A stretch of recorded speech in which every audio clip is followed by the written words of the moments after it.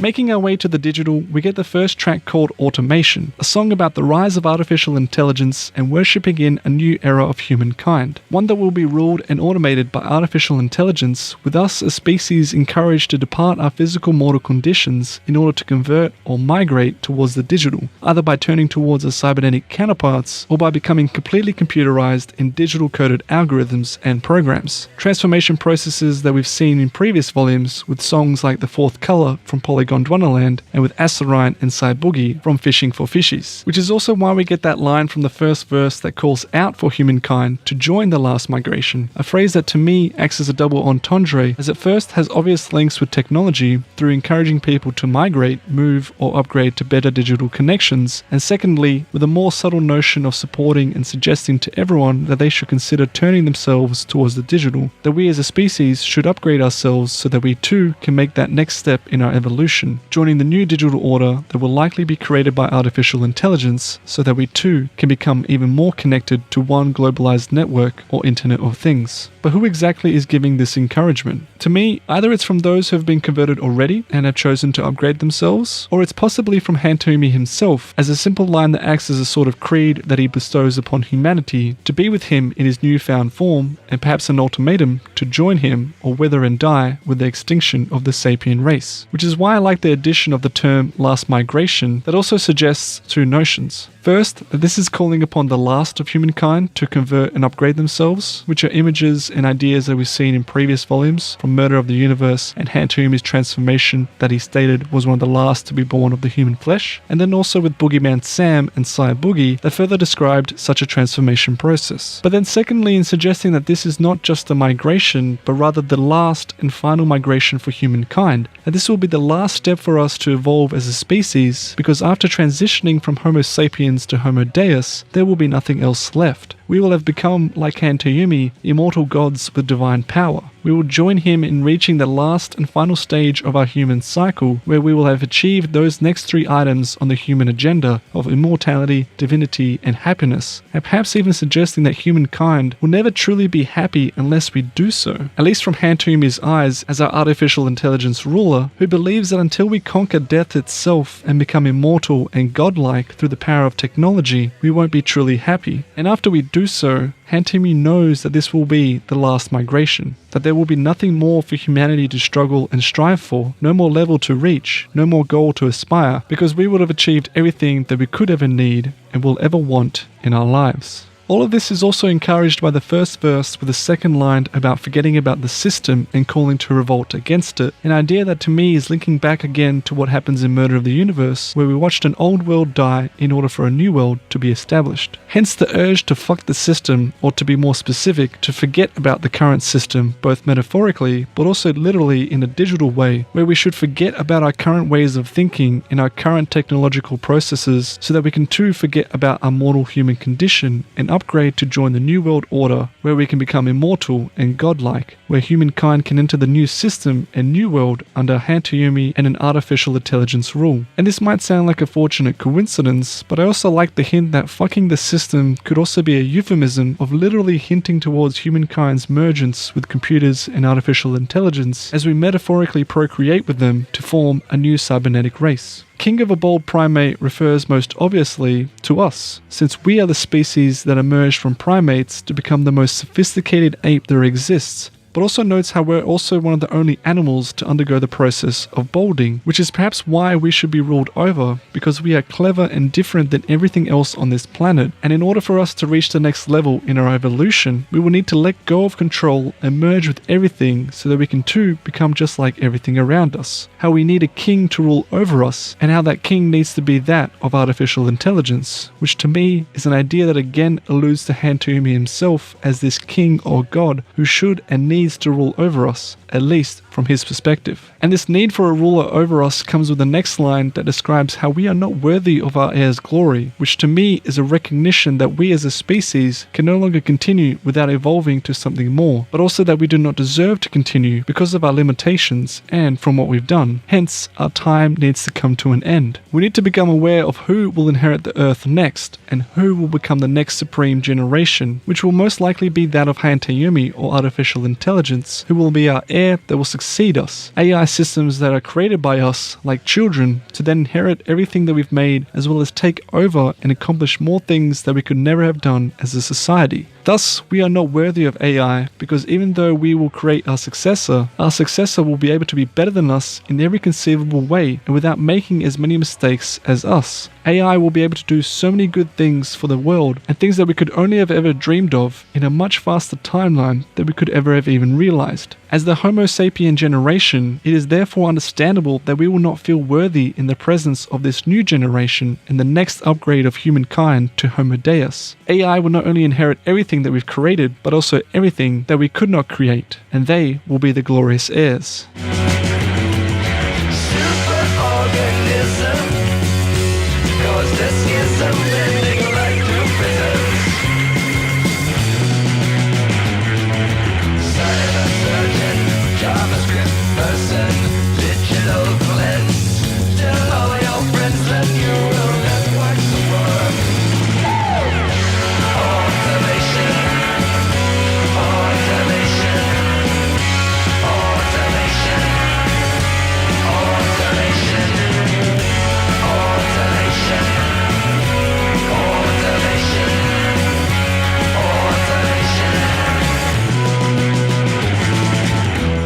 With verse 2, we again get more lyrics that speak about the rise of artificial intelligence as this supreme successor to humankind, and one that we should all bow down to and worship, because artificial intelligence will be the superior organism or superorganism, which is another notion that goes well with how we see Hantayomi declaring himself as this ultimate god in Murder of the Universe, how he is every one and every zero, all-encompassing and superior. Which leads into the line about how this superorganism or AI/Hantayomi will cause a schism bending light through prisms that to me provides an interesting notion about a conflicted feeling towards this realization of AI taking over us as the dominant supreme species. But to fully understand what it means, first let's touch on the expression of bending light through prisms, which comes from what happens when light passes through prisms and is bent because of it, causing different rays of light to be revealed upon exiting the prism. Essentially a metaphor for how truth represented by light can be distorted or revealed through this process, and the idea that truth can be seen in different ways or by different people, which is why we get that word schism that means split or division between strongly opposed sections or parties caused by a difference in opinion or belief. Again, a similar way of expressing how truth can be different between parties, where one side believes their version of what they see as the truth, while the other believes another version of their own truth. So coming back to the context of artificial intelligence, to me it's suggesting how humankind is aware of the rise of AI, and importantly, the threat it presents to our existence, which in itself poses a variety of different truths depending on your own perspective, belief, or opinion. How on one hand, the emergence of AI presents a lot of numerous benefits and positives, from being able to do things that we cannot currently do, which in many ways is something that we have already seen, for example, from things like self-driving cars, smartphones, and entertainment device algorithms, to also aspects that have not been realized yet, like helping us conquer immortality, divinity, and happiness. But then on the other hand, the emergence of AI implies that we may no longer be top of the food chain, that we might have to learn how to relieve some of our control to someone else above us, who could not only do the job better, but in a way that's actually better for all of us, because AI will be able to know us better than anyone else, and better than we even know ourselves. And we've already seen cases of AI replacing and doing the jobs that we've previously done, as they become even more and more present in our world through things like robotic machinery, to even just trivial things like self-serve checkouts. Hence the schism that there are two real and opposite truths to the matter of AI. The positive truth, with all the benefits that come from allowing more AI influence and power in our society to help us, but also the darker truth of letting go more power to them, to the point where they might become our supreme overlord ruler, and we might not even have a say in the matter.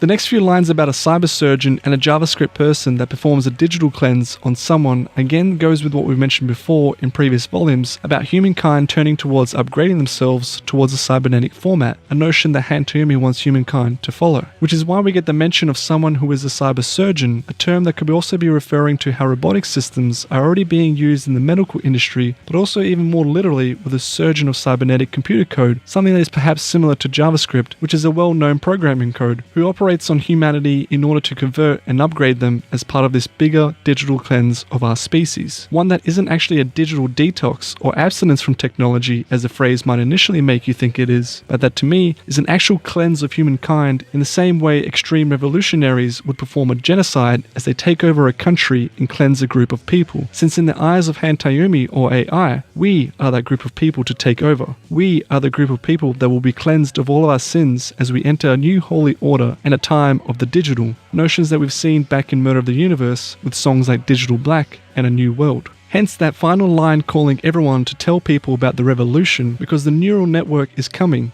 Artificial intelligence is here to change us whether we like it or not, so it's best to bow down to our AI overlords and not fight it, as they automate everything and everyone we know into one concise and precisely perfect singularity.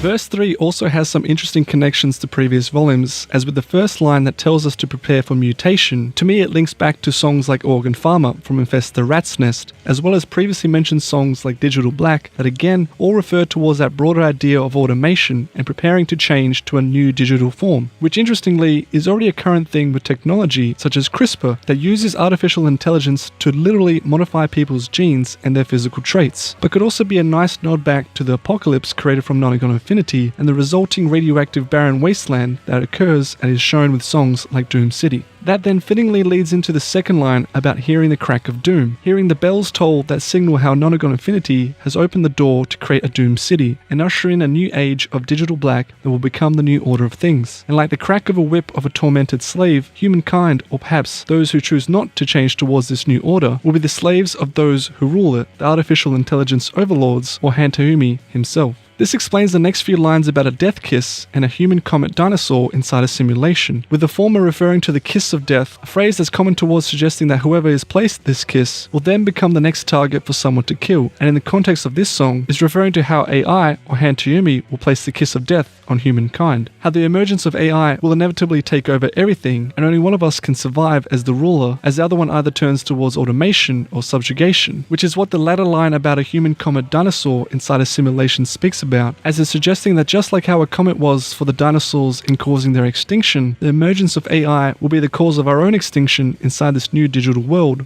or simulation. A new order is here, and automation will become our final conclusion.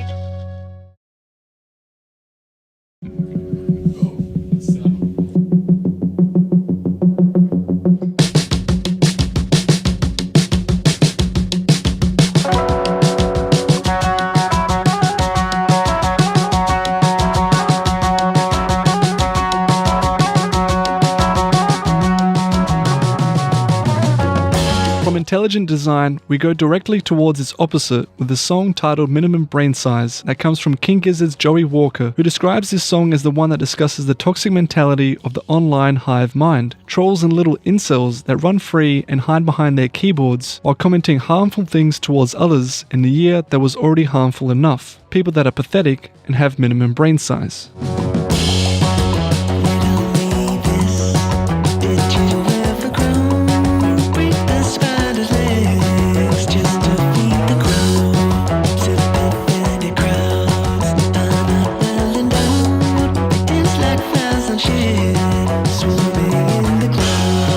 The first verse starts with a rhetorical question to these types of people by asking them if they've ever grown or grown up, because to Joey, it seems like their actions have shown him that they've remained childish and immature, a sad reflection upon a large group of people who in his eyes are pathetic, act immaturely, and hide behind the protection of anonymity that is afforded to them in this digital age. To those who act like children that play around in mud and dirt and toy with animals on their farm, breaking spiders' legs to help feed their predators of crows, which to me is analogous to describing how trolls will often do so just for the sake of trolling itself and do not care of the consequence so long as they get a reaction, and likely do all of it only to further feed other trolls and incels who can relish and join in on the fun of trolling people. Which might also be a nice hint towards the song The Spider and Me from the album Sketches of Brunswick East that talked about the love for a spider who represented the aspects of nature that despite their abhorrent look are just as equal and a part of the world as we are. So by breaking the spider's legs, perhaps this song is alluding towards how some of us choose to ostracize some people who are different to us just because of how they look or if they are unusual when compared to the status quo. People who troll and bully others for being different, even though we should really learn to accept them as equal because they are just as part of nature as us. This leads into the latter half of the first verse that talks broadly about the crowds of these people who gather to watch this spectacle unfold, but suggests that like innocent bystanders watching trolls who bully others, they are just as bad as the bullies themselves since they allow and enable the action to take place. Hence the line about them being not well endowed or of poor quality and character, who like flies that bounce around on feces, swarm around all this chaos and continue coming back to watch the controversy unfold as it feeds their appetite for drama, all of which to Joey are again aspects that make these bystanders just as idiotic, childish and immature as the people that cause the drama in the first place. Because without a reaction from others watching, most of why people troll in the first place would be diminished, but because we pay attention, we're just as bad.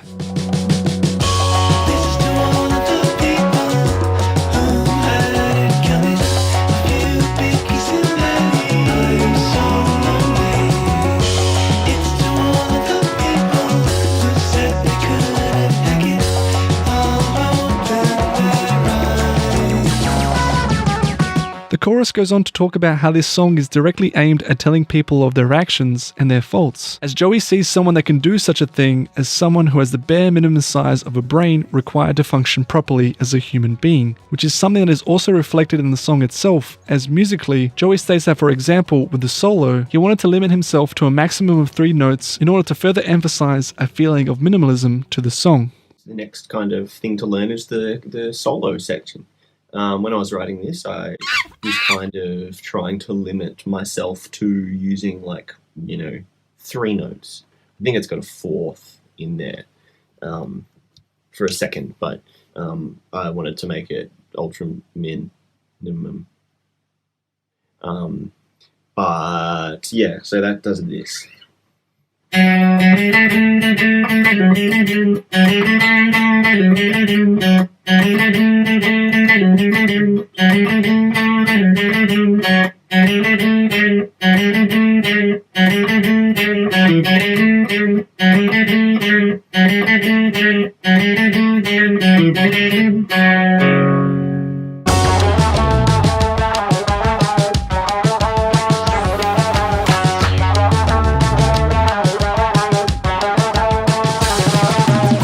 This to me adds to how the song is ultimately a reflection of someone or a large group of people who barely put in the minimal amount of effort into anything and are happy to get by on doing the bare minimum, which leads into suggesting further evidence of why it should be far better for humankind to cease existing, or at least why it should hand over control towards something else that could be far better for all of civilization, something like artificial intelligence or Hantayumi, who as in previous songs and volumes would know what's really best for us and would remove all the sickness and evil that exists in this world because of us. We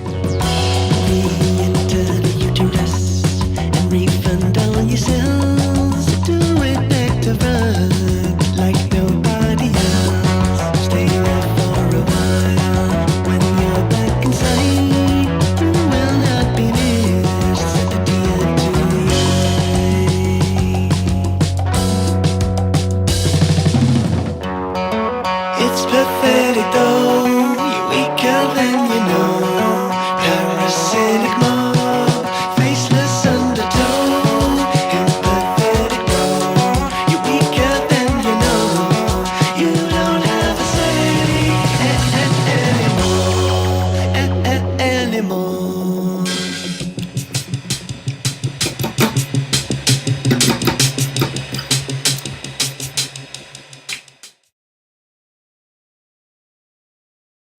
Galvanizing uncertainty, mindful of the weary inkling that is lurking.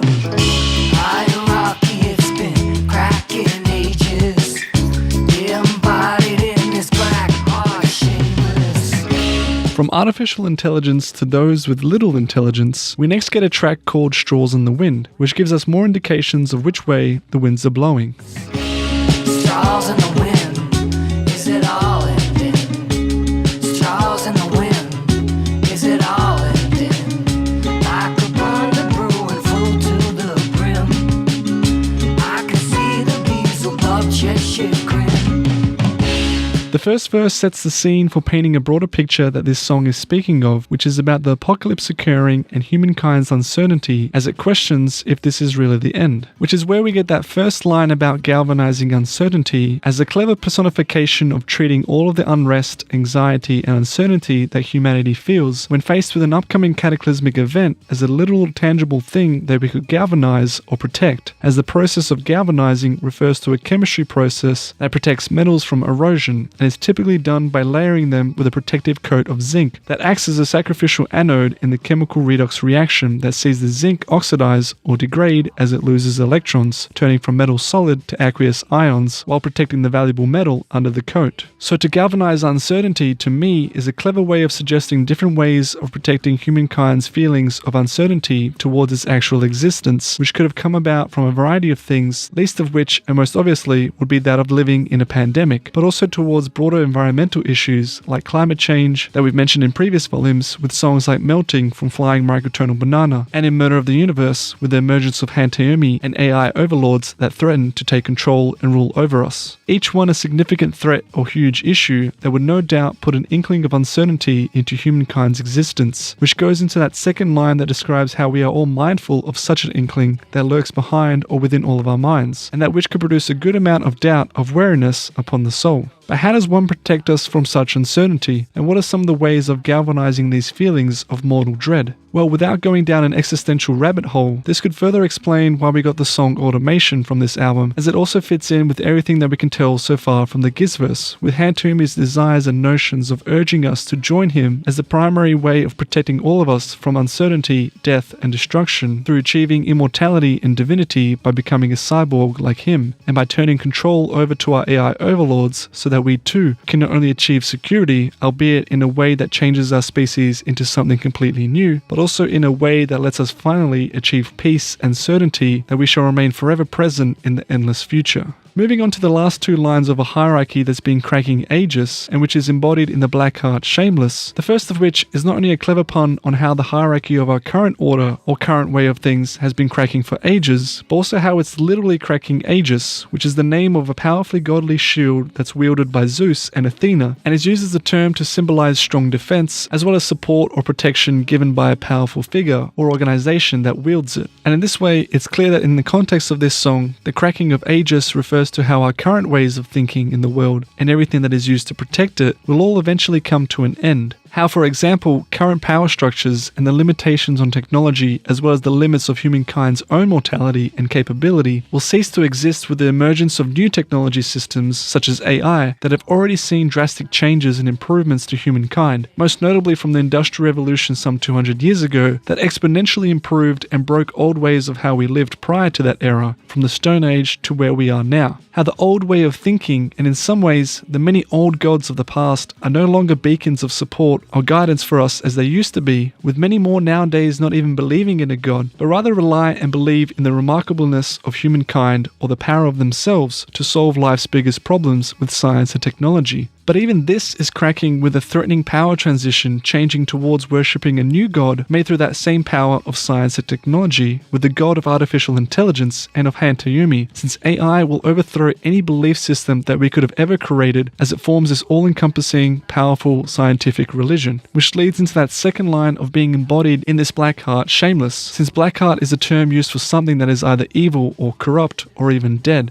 An idea that again links back towards Hantayumi or artificial intelligence as something that has no real heart, and that further suggests how the old hierarchy of the old order is dying and will be dead when artificial intelligence takes over. So shame on us for not knowing any better, from stopping it to coming to this point. Cooking some raw, cooking some big, animonium, sailfish pigs, headless chickens, skin shitless, no media, will never quit. The chorus supports these notions of uncertainty in the face of an oncoming apocalypse that is already occurring, to the point where the lyrics ask the ultimate question, is it all ending? Because as the song says, there are straws in the wind or several signs pointing towards where the direction of life and the fate of our earth is heading towards that have made this person singing beg to ask that question, which is what we see throughout the entire music video, as in the beginning we go from Dutch wind farms to a full-blown tornado that echoes how the world has been turned into the apocalypse that we know it has from previous volumes and songs like Robot Stop and Doom City that prophesized and spoke about the apocalypse that started with Nonagon Infinity. But like the band members in this song, who all wear sunglasses, perhaps we've all chosen to hide away our eyes towards the unfolding chaos, and that it might all be really ending, which is a hard truth of reality that is too bright and blinding for them to recognize. And like their clothes of bathrobes suggest, perhaps we've only just too woken up to such a realization that it's potentially too late for us to do anything about it. That the end is here and there's nothing stopping us from fading into oblivion, as also indicated by some members wearing green clothing that makes them disappear inside of the green screen, fitting in with that idea of humanity disappearing from existence. How like a chaotic tornado, everything, and not just us, will be swept up in this cataclysmic shift towards the abyss as the problem emerges and swells up to a reaching climax that threatens to boil over.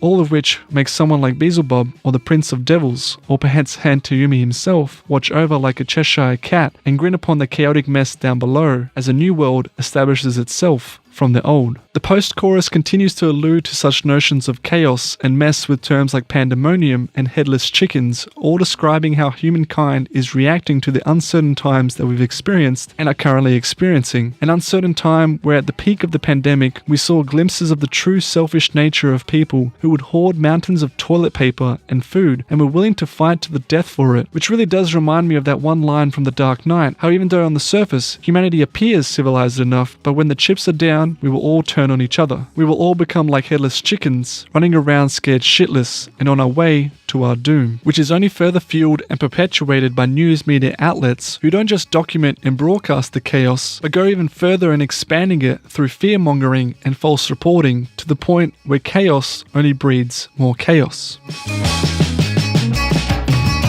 Allegro fueled with discontent,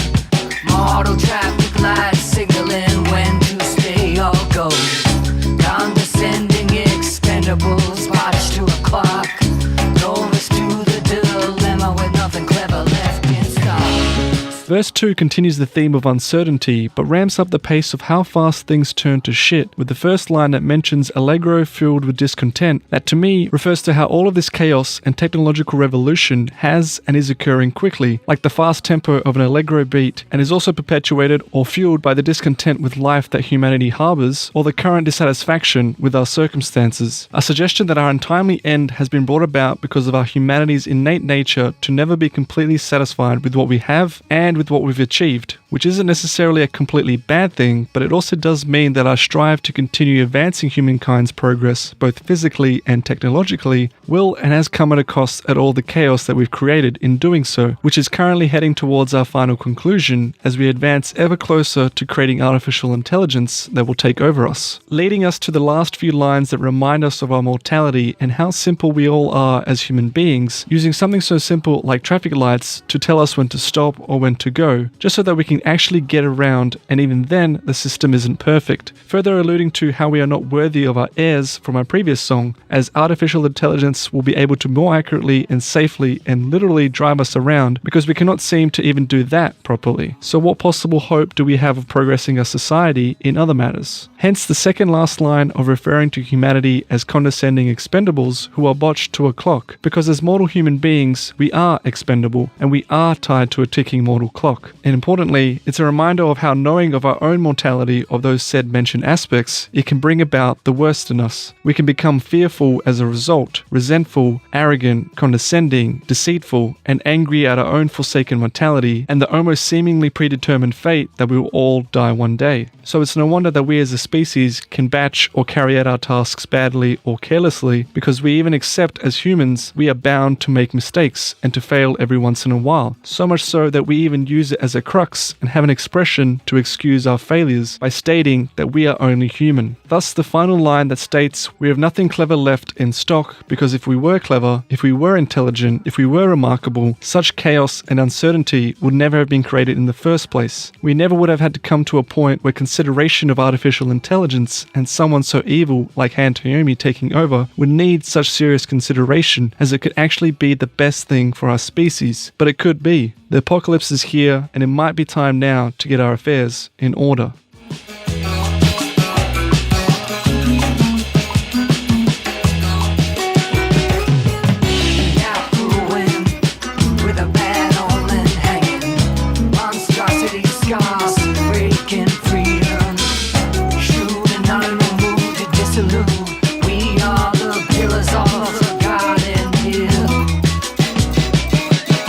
The final verse concludes these feelings of dread and uncertainty that this whole song speaks about by reminding us of those who are affluent or wealthy and well off are simply another bad omen to have come about as a result of the chaos that has arisen, perhaps alluding to the themes of how power corrupts, and those in positions of power who are rich and wealthy and represent the top 1% typically do not care about what it took to get there and are willfully ignorant of what their actions have done to the world and everyone around them. Ultimately, the idea that if we still live in a world where the top 26 richest people own as much as the bottom 50%, it's no wonder that we've ended up in such a mess, because surely that's a sign that there's something wrong with us. Which is further emphasized by the last half of the video, with newspapers flying in the faces of the band members that describe the times of the past and echo again notions of ignorance of how we've all ignored the signs pointing towards this end. And like the video that is made with little to no budget and that does not take itself seriously, perhaps we too as a species have not taken ourselves seriously for what we've done to the world, leading us to the final two lines of the verse, which add that despite these notions, we are shrewd and not willing to acknowledge or realize that this notion of both how the world is corrupt in different ways and how it's coming to an apocalyptic end, and most importantly, how again, a large contributing factor of it is because of us and for what we've done to it. We would rather choose to be ignorant of our own faults and of the errors in the world, because ignorance is bliss. We are not willing to break the illusion that we've created and learn the hard truths about the world we live in, because the truth can often be too terrifying for us to handle. Too terrifying from realizing all the destruction that we were the cause of, leaving us bare and exposed like pillars of a forgotten pier of a species who one day will ultimately be forgotten altogether, as the rise of artificial intelligence will overlap us and cause our existence to end, overwhelming us with a burst of orange color as the flames of chaos engulf us and we turn towards the next song called Some of Us.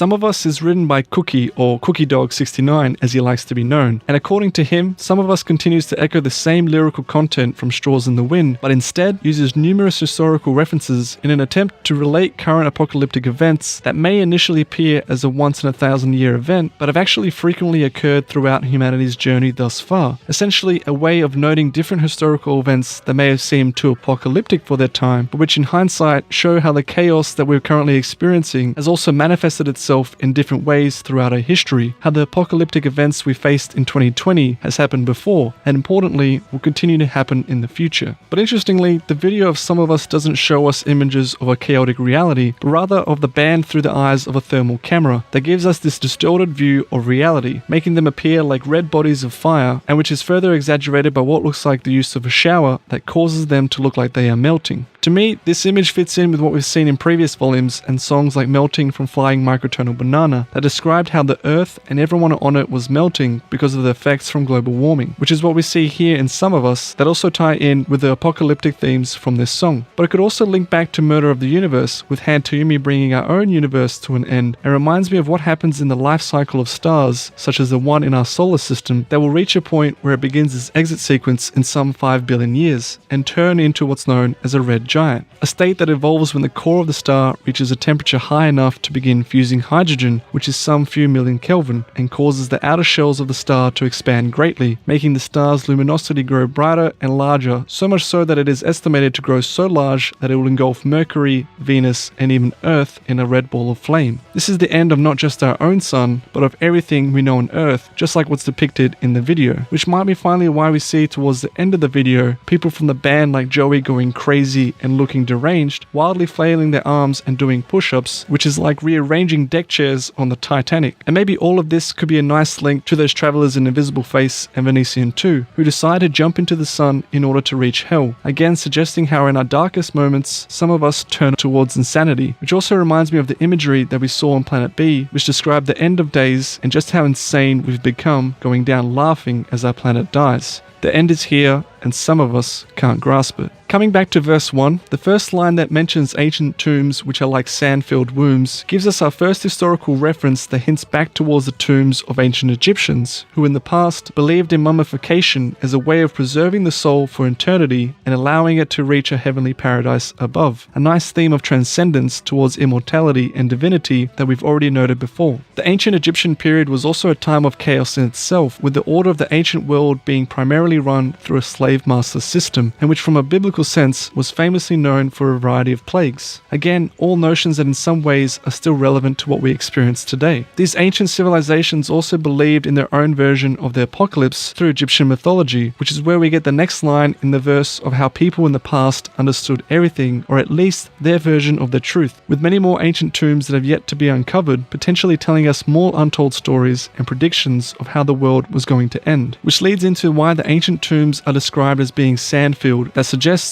nobody has bothered to touch them for a while. And to me, it feels like a metaphor for not studying history and learning from the past, and commentary on how by ignoring the lessons from those before us, we fuel our demise in the present.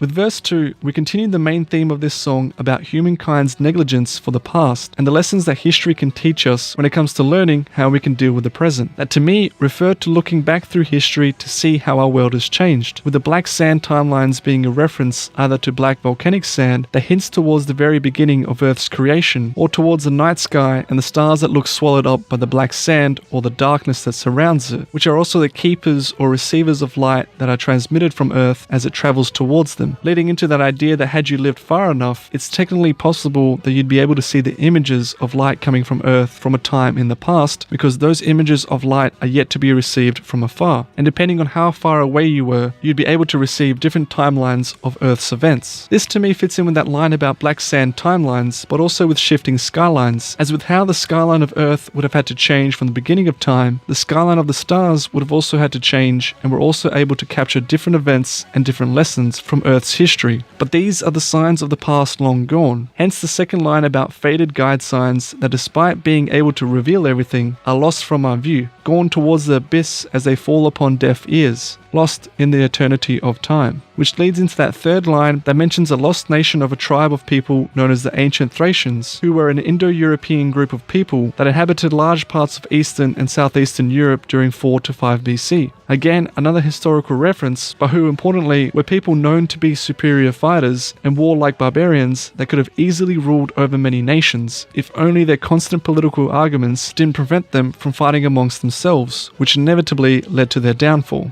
Once again, all notions that have their current relevance today. But interestingly, despite their inability to work together, Thracians were still known as a fairly advanced society with a prosperous culture that included a talent for the arts, including being just as skilled in poetry and music as their skills as formidable warriors. So why are they mentioned in the verse? Well, to me, it could be a way of Cookie saying that the Thracians share similar aspects and very obvious representations with current characteristics of humanity today, or at least within certain groups of nations of people who, like the Thracians, show great potential and promise both from a physical sense but also from a creative perspective, yet always seem to be at constant war, not with other nations, but mostly within each other. Leading to that final line of long gone people understand everything, that is either referring to people who are no longer here, but who also understood more than what we know today, particularly when it came to lessons about what causes destruction, violence, and chaos, which again relates back to that central theme of why we should turn to the lessons from the past and to those who came before us, because if we at least looked every once in a while, we might be able to understand what has brought us here,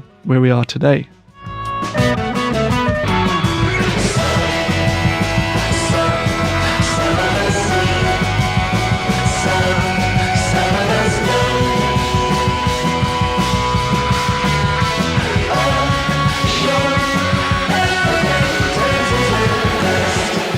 All of these notions come to a final cohesive message in the chorus that spells it out clearly. Some of us see and some of us don't. This to me refers back to how some of us, or how some of humanity, can see what is occurring, and more importantly, why it is occurring. Because there are some of us who have first taken notice to understand what is happening, and again have learnt to look back at what's happened in the past as a way of realizing what history's past lessons can teach us. But with the enlightened comes the ignorant, and there are those of us who don't see what is occurring, either because they are willfully blind to what is happening, or because they are not intellectually capable of understanding, which extends to their inability to not perceive, let alone understand the errors and lessons of humanity's past, because they do not know how to even explain what is currently happening, let alone try and fathom what happened in the eons that have passed. All notions that link back to that previous song we mentioned with minimum brain size. As the chorus ends, it promptly reminds us that the only thing that parties do realize and agree upon is that no matter if you can see or not, eventually everything will turn to dust. And no matter what, everything will come to an end, and that this is the only truth that humanity can agree upon.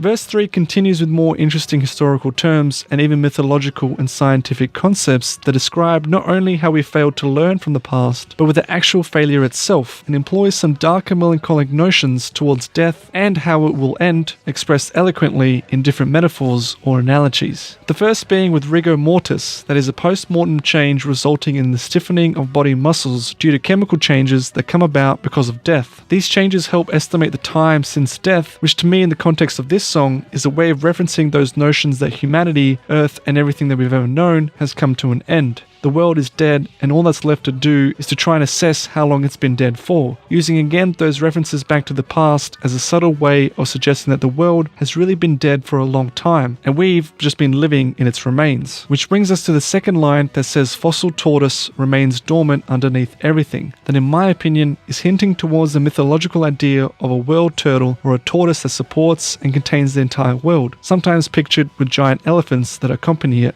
A depiction throughout different cultures and religions that give way to the expression of saying it's turtles all the way down, meaning how the question of why is an infinite series of regressions down, because the answer to one question will always have another why following it, and will continue to pose why downwards and downwards, just like the turtles holding the earth as an explanation for why it exists. followed by more and more turtles beneath one another, and so forth. But the line mentions that the tortoise is dead, as importantly, it is a fossil, a long-gone remnant of the past that lies dormant or deceased underneath everything or the world. Just like the giant turtle, but one that according to this song is no longer alive, because like the earth above it, the tortoise no longer supports anything alive. Linking back to the songs we've already discussed, like Minimum Brain Size and Straws in the Wind, that described the chaos and downfall of civilization and the world. Finally leading us to the last two lines of the verse that timely address the plague that has spread throughout the world, and which has not only infected and killed many, but has also revealed the worst of human nature, as described so poignantly with the line of ageless microbes revealing xenophobes, or people intolerant and prejudiced to others from different countries. All fitting observations of what we've seen in 2020, but also with what's happened before with other plagues, such as the Spanish flu, which in itself already implies a certain amount of blame upon the Spanish for its creation, as opposed to actually directing blame towards the microbes or virus itself. Oh, how little some things have changed.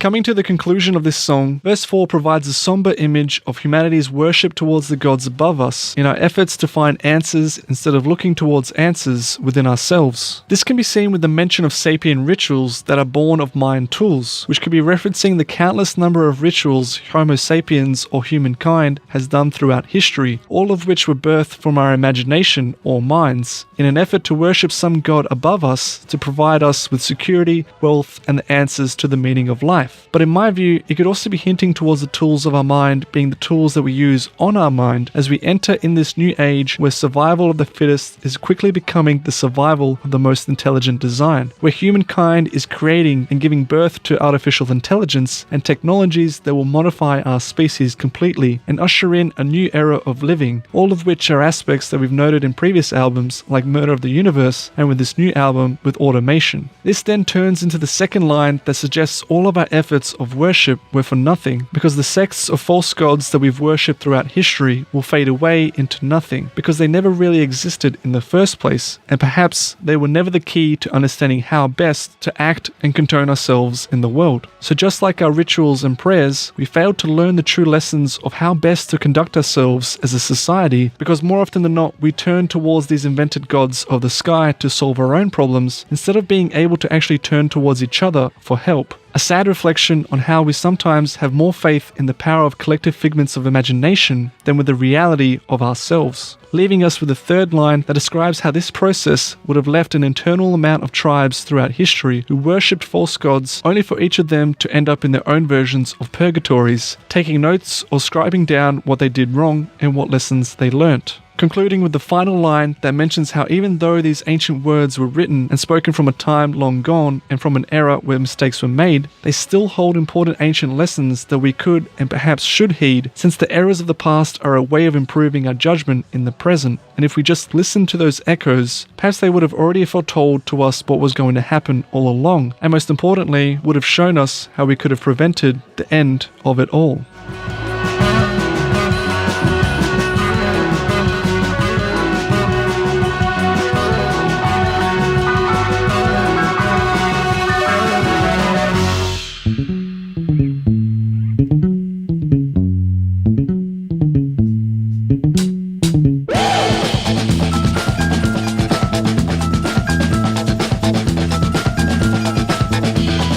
Next we get the song called Ontology, a track described by Ambrose as a tune that gives a cowboy hat nod to the King Gizzard's second album, Eyes Like the Sky, which flies off into the desert and proclaims boldly, "Be free."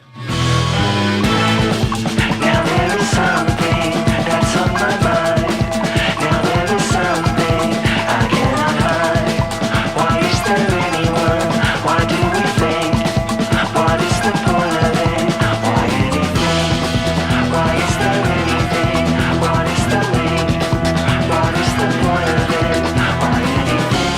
word ontology refers to the philosophical branch of studying existence, being, and reality, and fitting in with how things ended in some of us. Here we get lyrics that speak from the point of view of someone who questions everything there is to existence. This voice asks several deep existential questions that allude to asking, what is the point of existing? What is the point of living? And what is the point of everything in the universe? Which in my opinion are questions that someone would ask after a horrible tragic event, and then what would follow poignantly when they begin to notice the chaotic environment around them and realize that life and the world is filled with much evil, much sadness, and much uncertainty, with even more horrible things occurring to not just them, but to others, and often without any good reason as to why. All of which not only fits in with the year of 2020, which has been known for its extreme turbulence and is a year that most people would rather forget, but that also fits in with the themes shared from previous songs like Straws in the Wind and Some of Us, that as we noted, speak volumes about the dread of uncertainty and chaos that we've experienced throughout history and that we are still experiencing today.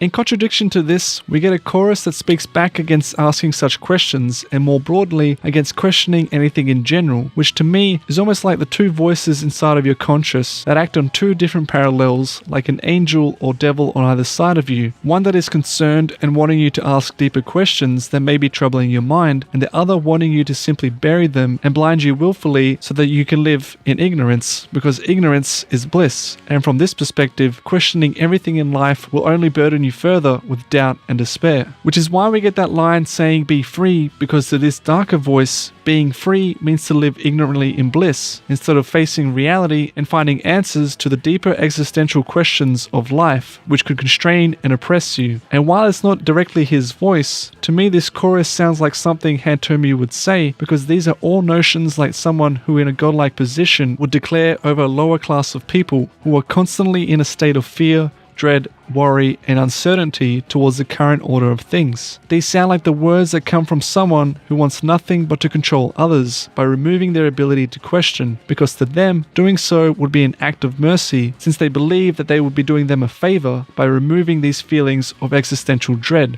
all of which are harmonious feelings and attributes that we've come to know from someone like Hantomi. What can be said to exist inside a simulation inside my mind? What is the meaning? What is the thing? What is the point of it? Or anything? How many levels are ontology? What is the point of it? Or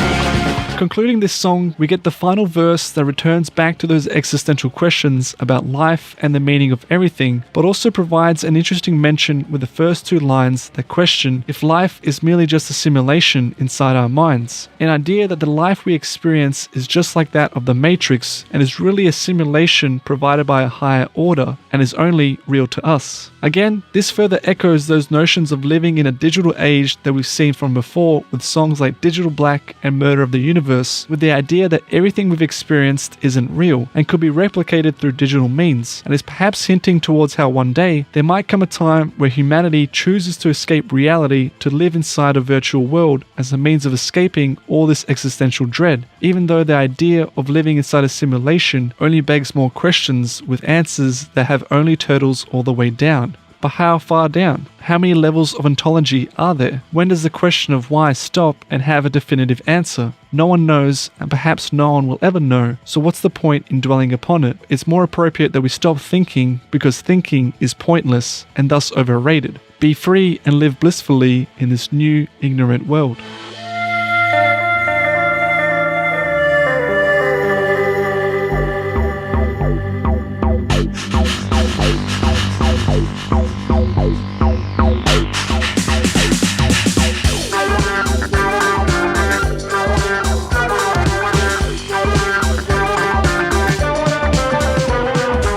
From questions to lack of answers, we next get a song that describes dissociation of the mind and losing oneself with a track called Intrasport.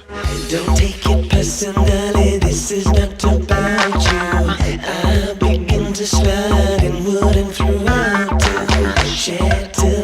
Take silence in my mind. Find the rhythm and set course to collide. Don't take it personally. My hands are disappearing. And dissolving in a tear. I am not needed here. Right away, the opening lines quickly divulge into sharing notions of slipping in and out of reality and sliding inward to the journey inside one's mind, as the song describes this journey as equivalent to shattering the static chaos that occupies one's mind constantly in order to finally be able to find the rhythm and set course towards a different reality, almost like the travelers from Invisible Face on their way to find Polygon Wonderland, a spiritual journey to find the answers towards the deeper questions of life, one that can only be experienced on the inside. But these descriptions also hint towards someone who is likely under the influence of drugs or alcohol, or both, as they lose their grip on reality in order to experience a different one through the power of these intoxicating substances. And I say drugs and alcohol because the video depicts these images with people who appear of low socioeconomic nature drinking and likely taking drugs so as to numb the pain of reality, intoxicating vices that allow them to escape their dreary melancholic worlds so that to them it looks bright, but only to them, and only inside of their minds, as they too shatter the outside world's chaos that occupies their mind and lose themselves to a new, different and bright rhythm, because for people like this, ignorance is bliss. They are the people from the past songs of Some of Us and Ontology who would rather die and live in ignorance than face the burden of reality. These lucid feelings continue with the second paragraph of verse 1 that further describes how these individuals disappear from reality, with their hands too disappearing in their blurred vision as they dissolve inside a joyful tear that occupies their dilated pupils. Fitting images again, because like their hands and their pupils, these people too feel like they are not needed here. They too feel like they should disappear rather than face reality, because what good can they be in a world that is driven by chaos and madness? And as Jordan Peterson would likely teach, what good could they possibly bring to the world when they can't even bring good to themselves?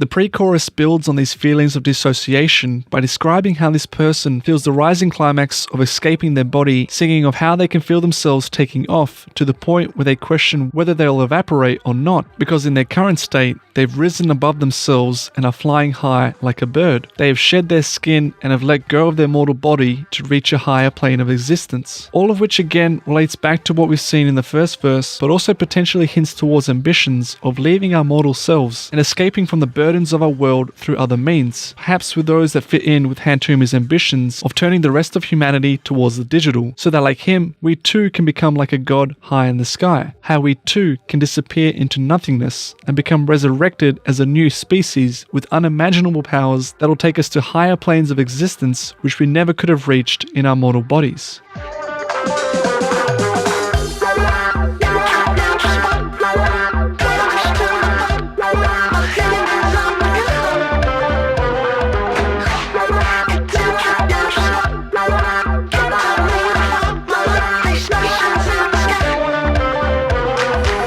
In the chorus, we get the name of the track as the main lead in the lyric, which is this term called Intrasport, a combination of the prefix intra, which means within, and of the word sport, which could either be referring to physical sports or a game, as well as something that one would wear. And I say this because by combining intra with sport, to me it's suggesting that this process of dissociation and of losing oneself to reach a higher plane of existence is a game that can only be played within oneself. And in the eyes of this person singing, is a game that perhaps we should or need to play so that we can too reach enlightenment, which is why it also could be something that one has to wear in order to be truly happy. The idea of not focusing on how we look externally with superficial clothes, but rather how we sport our internal emotions or spiritual feelings, because those are what's truly important. And this person singing is completely concerned on playing this intrasport game so that they too can reach and stay in this level of enlightenment, even to the point where if he returns back to reality, he's willing to numb his thoughts completely by killing himself, which gives us a the third line about why he has his hand on the gun, and concludes with the last two lines that mention how he wants to reach this higher plane of existence before his face splashes in the sky, which to me is a nice nod to eyes in the sky, but also suggests the reflection of this person's face in the water as they wake up from this state of being, or perhaps crash towards it as they fall from the sky towards the water down below,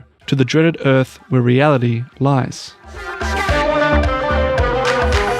I used to dream about killing certain people. Dreams that sum me up like sleeping with a needle. The feelings that I had were building up to something. I feel the schism in my rhythm, now I'm running. My hair is liquid fire. My taste buds are ignited. It's true I am unfolding.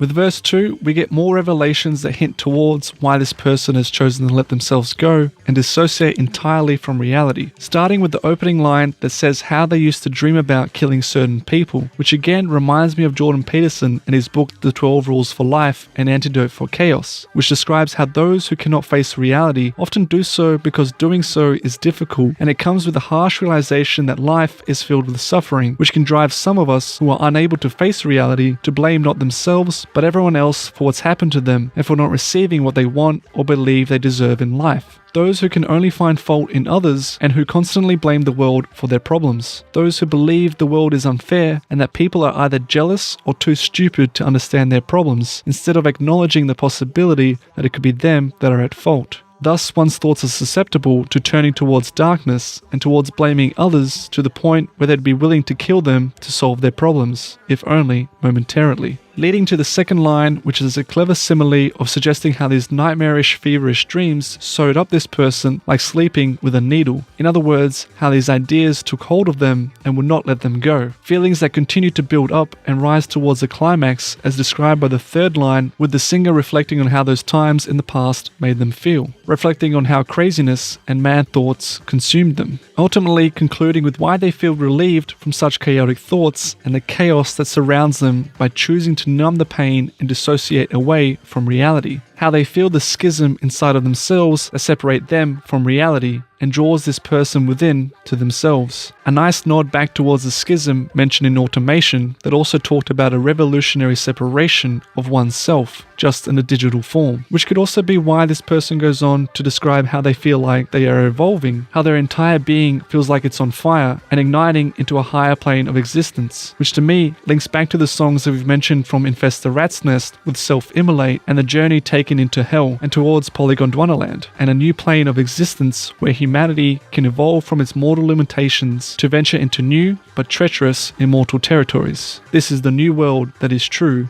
Evolution is the only way forward.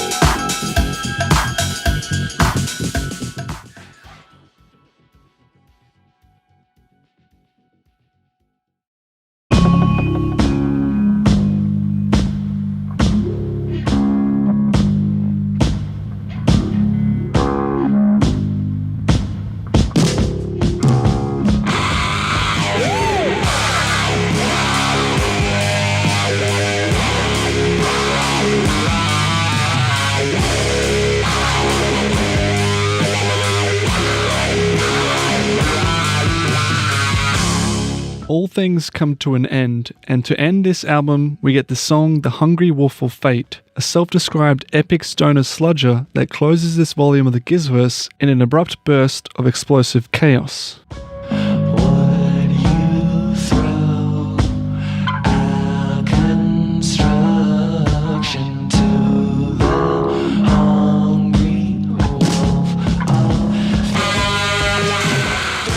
We open with the line asking, would you throw our construction to the hungry wolf of fate? Which feels like a metaphor that describes humanity's creation as what we've constructed, and the hungry wolf of fate being some power beyond all of humanity's control. A deterministic outlook of whatever we've created is already bound to collide towards a predetermined direction, and there's nothing we can do about it. To me, this speaks towards a date with destiny that humankind faces as we reach that age of digital black and face our biggest challenge as a species, with the monumental shift from being Homo sapiens to then Homo Deus with the emergence of AI. But interestingly, this line is posed as a question and not just a statement, almost like it's asking someone or ourselves to ponder whether this is something that we should give into, whether we should accept firstly that there is such a thing as fate and that we're not as free as we think we are, and then perhaps even one step further to question as to whether there's a God or a creator behind all of this. A question that asks if it's right that everything should converge towards one goal, and if it is right to accept that free will doesn't exist and perhaps never existed at all, because like a hungry wolf, fate will inevitably consume us all. And while it might be a fortunate coincidence, I also like the imagery that all of this evokes, with a hungry wolf staring down upon our construction that echoes what happens in sketches of Brunswick East, with Hantomi looking down upon us as a god, ready to consume us all.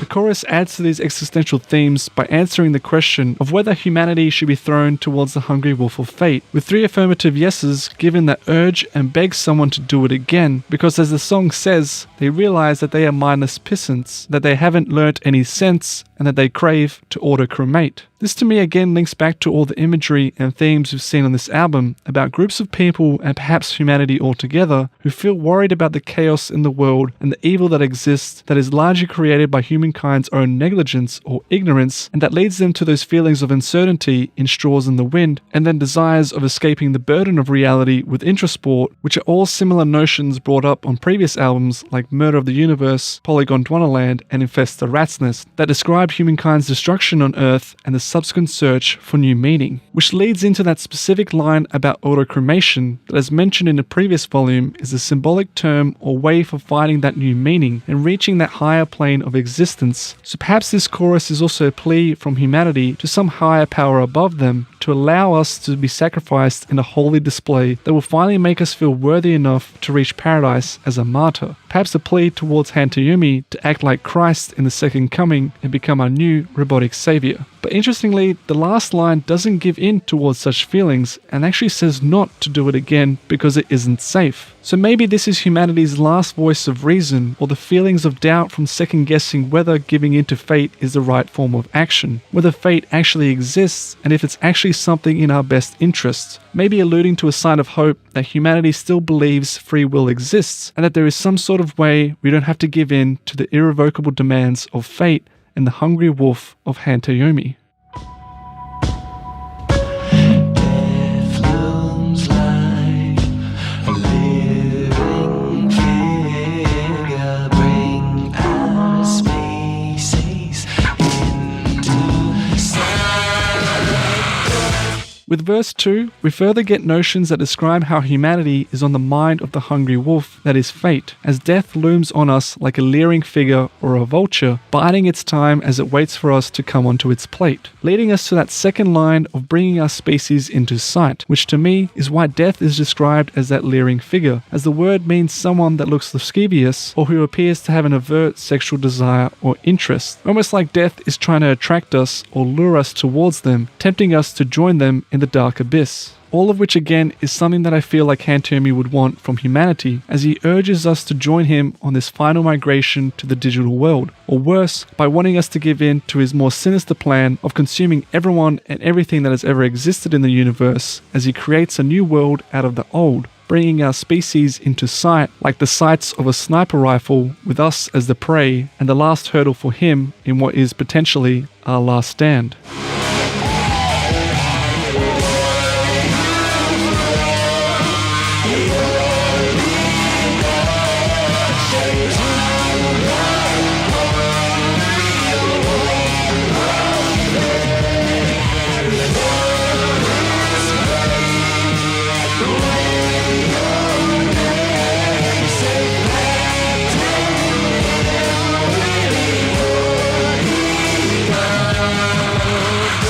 The bridge further asks the listener the question of whether it's right to not fight fate and to give in to a predetermined path by asking us to deduce if this is the right course of action, based on everything that has occurred throughout history and all that we've done in it. Maybe asking in a rhetorical manner if we really think ourselves worthy enough to fight fate, or if we could really do any better without free will, given our history of chaos and all the destruction that we've created. And again, even maybe that we really don't have any free will in the first place, because we are slaves to our genes and impulses, so how can we fight fate when we can't even fight our own animal instincts? Thus, those final lines that suggest that it would be better for us to be put on his plate, to be eaten and swallowed up whole by fate, rather than to remain on our destructive paths because our egos have gotten big enough already, and perhaps too big that they would be better served up to someone who could use them in far better ways than us.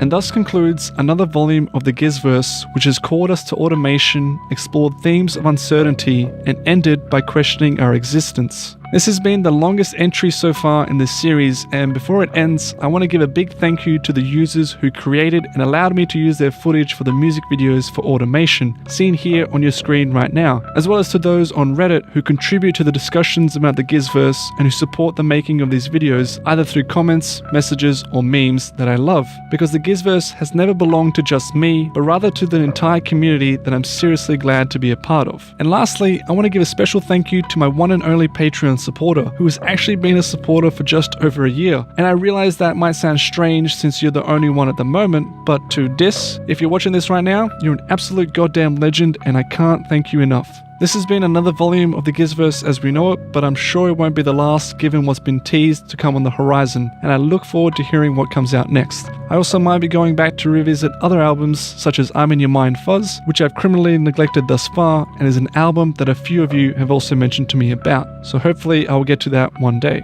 That's it for me. Once again, thank you for watching, and I'll see you in the next one.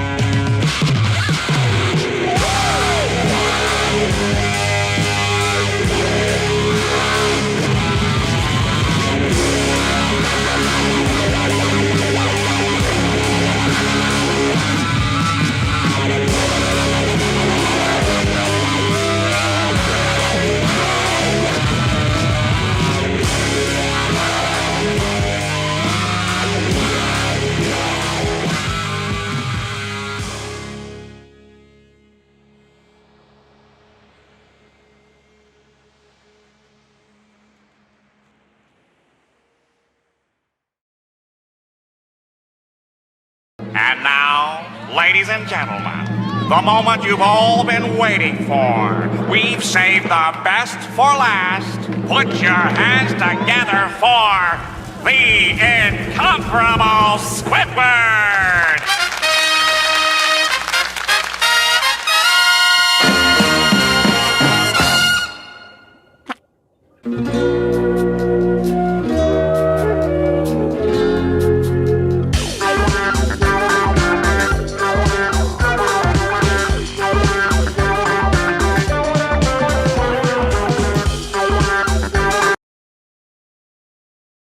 KG, and we're listening to a tune from it right now called Intrasport. Yeah!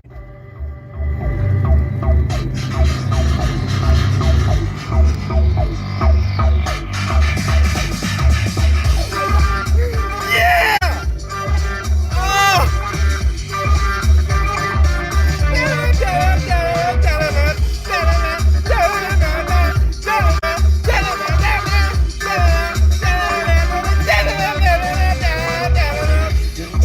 Personally, this is not about you. I begin to smile.